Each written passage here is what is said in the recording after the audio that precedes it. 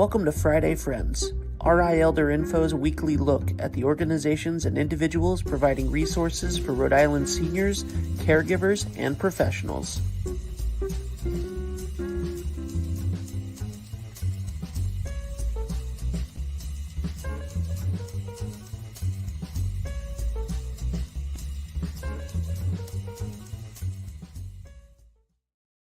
Good morning, everybody. Happy Friday. It is 9 a.m. on Friday, and you are watching me, Deb Burton, the host of Friday Friends and the executive director of RI Elder Info. You guys have checked out rielderinfo.com, right? It is the most comprehensive resource for seniors, caregivers, and the professionals who serve them. And if there's something that is not on there, please reach out to me and let me know, because I want to make sure that we are answering the questions that you have. So I encourage you strongly, check out rielderinfo.com. And I'm sure if you've watched the show before, you know that we are a 501c3 nonprofit, and we could not bring you Friday Friends or all of the content on rielderinfo.com without the support of our funders. So a huge thank you to Point 32 Health Foundation, United Healthcare, Oak Street Health, 321 Media, and especially McCarthy Law, our specific Friday Friends sponsor, for whom we are quite grateful for their support. Here's a message from McCarthy Law. Here at McCarthy Law, we practice in the areas of estate planning, long-term care planning, elder care law, and residential real estate. Our focus is really on providing peace of mind to our clients. If you're interested in scheduling a consultation with our office, you can feel free to reach out to us at 401-541-5540. You can also reach out via website at www.mccarthylawri.com. You also should check out our social media, both on Facebook, Instagram, and LinkedIn, for some helpful tips and tricks. Well, everybody, it has been a very interesting last couple of weeks, if I do say so myself, with Hurricane Helene and then Hurricane Milton.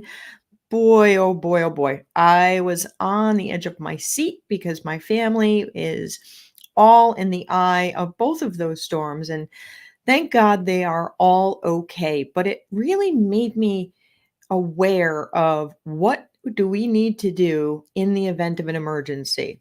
Now, of course, there's no hurricane scheduled to come up this way, but it's always possible.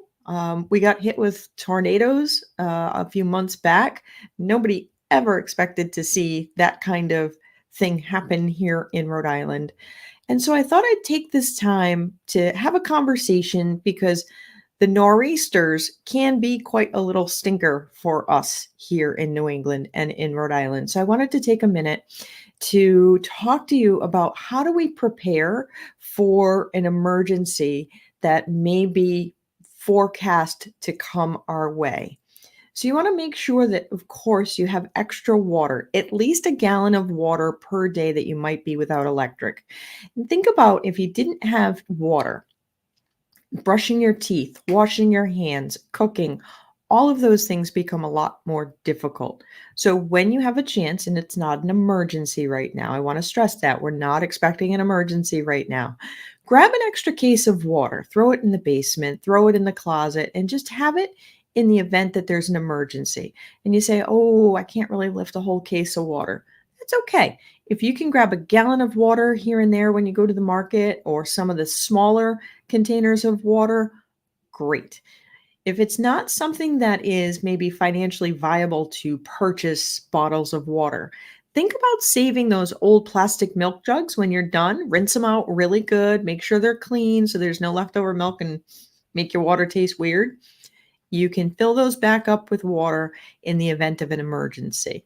If you have the kind of laundry detergent that has the spigot on it, one little tip that one of my neighbors shared with me is you take that when it's empty, rinse it out to the best of your ability. Now, all of the soap is never really going to come out of that laundry detergent bottle, but you rinse it out as best you can, you refill it, and then if you lose power, you can take that laundry container and put it at your sink and run the spigot. That soap that's already going to be in the water is going to help you be able to wash your hands.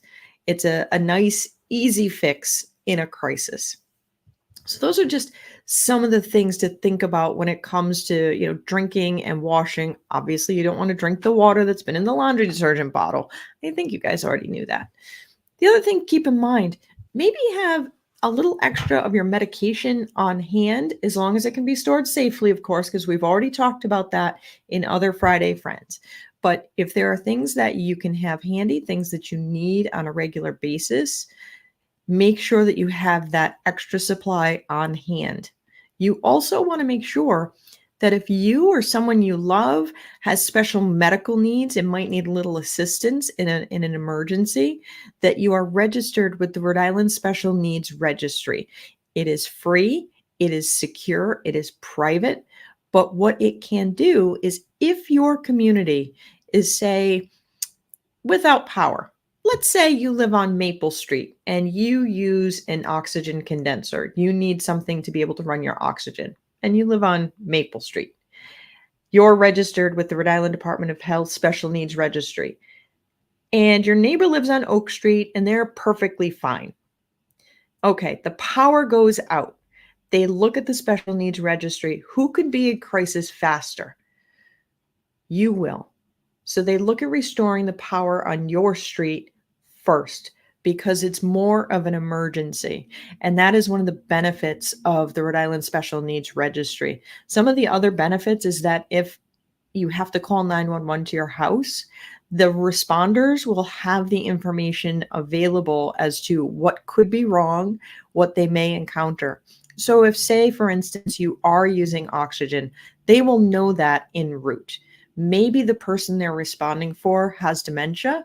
They will know that en route. So when they arrive, if that person with dementia is saying they're fine, they just want to go home and see their parents, the emergency responders will know how to respond in turn to make sure that the individual gets the care they need. Also really helpful if you have a child with a disability in the house, that they be registered for the Special Needs Registry, because if, for example, they're not able to communicate effectively, maybe they're nonverbal, that's another great option to provide for information in the Special Needs Registry. Now, the other thing to think about is, if you have a loved one in long-term care, say they are in an assisted living facility, a memory care, or a nursing home, for your peace of mind, speak with the teams of the facilities and ask them what is their emergency preparedness plan. Now, all of the facilities are required to have generators, emergency generator backup. But if it's something that, like we saw with Hurricane Helene and Hurricane Milton, that people needed to evacuate, talk to the facilities about what does that look like.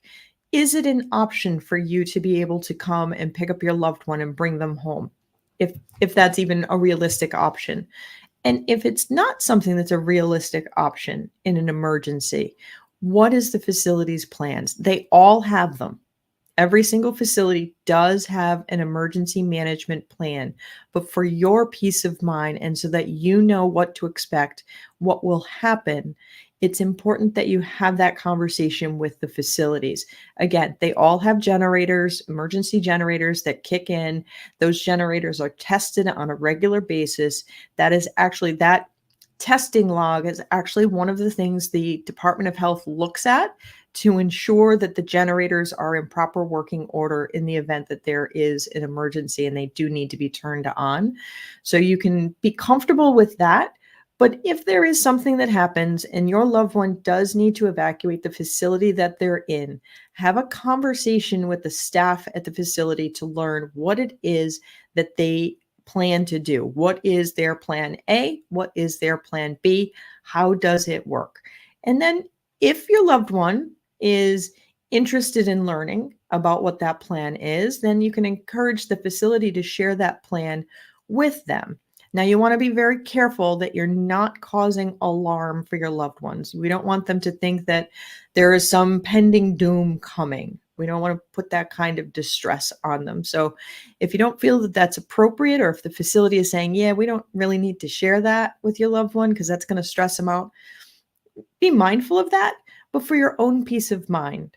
It's something that you can look at and consider, okay, I know my loved one will be safe where they are. And so if I'm being told to evacuate, then I can take care of what I need to with the peace that my loved one will be taken care of by the facility if the facility needs to evacuate. One quick thing that we don't often think about and was found to kind of be a challenge for individuals who were evacuating, or for individuals, perhaps more accurately, that chose not to evacuate, is our pets. And there are emergency shelters that do allow you to bring your pets, but you are required to have a carrier, some kind of crate or cage for them to be in. Because if you think about it, if you have 100 people in a room and say just 50 of them have, dogs, and maybe 10 of them have cats, and now you have a whole lot of stressed out people because they've evacuated with animals that are also stressed out, it is safer for the animals and for the people that the animals be in a crate or a cage. So if you have one of those, that's one of the things that you want to make sure is in your evacuation kind of go pile in the event of an emergency, of course. So some things to think about as we watch on the news the devastation that happened with Helene as well as Milton. And, I'm confident that unfortunately someplace in the future there will be more hurricanes, there will be more natural disasters, and we're safe right now. I want to stress that, but it's never too soon to prepare to make sure that we have what we need in the event of that nor'easter that blows in and drops, 20 inches of snow on our door, which is never very fun. But things to think about, things to prepare for ahead of time. So I thought I would share that information with you before there's an emergency, because I always say, having information before you need it, before the crisis, is always the best time. Prepare ahead. And these are simple steps that you can do that will give you some peace of mind so that in the frantic, something's coming, you have at least a go bag. You have some basic preparedness in place. So that is what I wanted to talk to you about today, given everything that has been on the news lately. I myself have been glued to the weather stations just to see what is happening and worrying about my own loved ones. So I wanted to share this with you so that you can have peace of mind if that storm does eventually come up here one day. So I hope this is helpful to you. Make sure you hit the like, the share, the comment, the bells, the whistles, all of those things to tell folks, hey, check out what Deb had to say today. Because the more people we reach, that's more people that will be safe.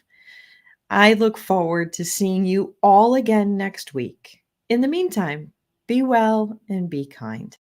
If you like this video, please follow us on social media and subscribe on YouTube. For more information, visit rielderinfo.com or call 401-585-0509. If you have any questions, email deb@rielderinfo.com.